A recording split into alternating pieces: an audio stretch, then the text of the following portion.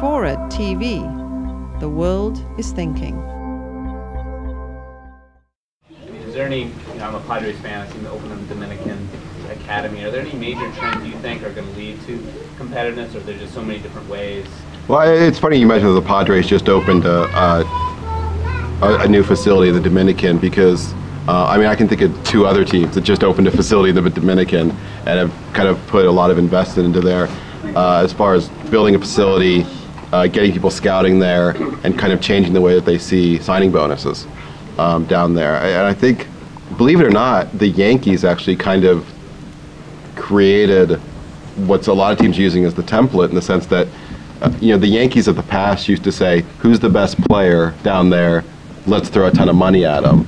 And they'd get that guy. But they actually found more success, instead of signing one guy for $2 million down there, signing 10 guys for $200,000. And they found their return on those kind of players was actually far greater. And it got them away from the Jackson Millions of the world. And so I think you'll see a lot of teams actually spending a lot more time in Latin America. And I've also, you know, talked to teams who are doing a lot more in Asia as well. And they do think that there's a lot of talent still to come. And a lot of teams are spending time evaluating Japanese players before they're eligible for the posting season. You know, so when they actually are eligible, they have scouts who have been there and who've seen these guys play for a year or two.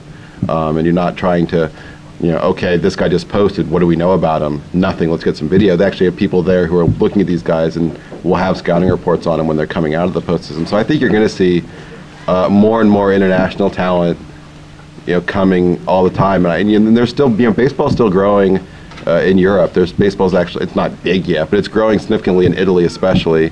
And the Netherlands has always had good baseball, and they have more and more players. And I would not count out something strange happening in China.